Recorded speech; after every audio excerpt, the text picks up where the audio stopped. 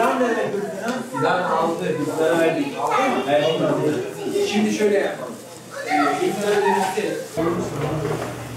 Evet, Hamza'nın da çok. O da Gül Fidan'ın.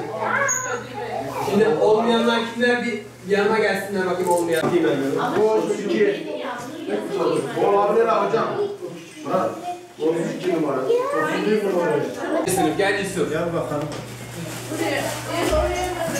Teşekkür ediyoruz Yusuf'cuğum. Küçük olmasın da büyük.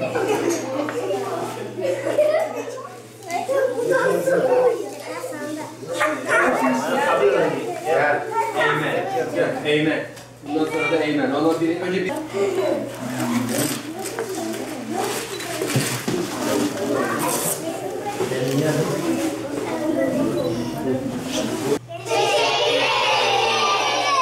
Bugün Adana Yüreğir Gökçeli İlkokulu'na geldik. Buradaki öğrencilere bot ve mont yardımı yaptık. 21 tane öğrencimiz var. 20 öğrencinin hepsine bot ve mont yardımı yaptık. İnşallah bu yardımlarımız devam edecek. Buranın dışında daha yardım yapacağımız başka okullar da var. Buradan hayırseverlere ben teşekkürlerimi iletiyorum. Çocuklar adına ve hayırseverler bize ne kadar çok ulaşırlarsa daha çok okula ulaşma imkanımız olacak inşallah.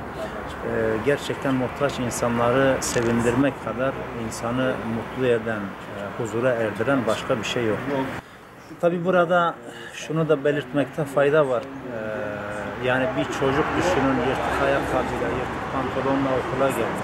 Bu çocuk haliyle arkadaşların içerisinde ezik bir ruh haline sahip olacak. Dolayısıyla derslerine yeteri kadar konsantre olması da çok zor olacaktır. Dolayısıyla en azından bu yönünü, bu ihtiyaçlarını giderebilirsek bir nebze de olsa eğitime bizim de bir katkımız olur. İnşallah hayırseverlere bunu da hatırlatmak istiyorum.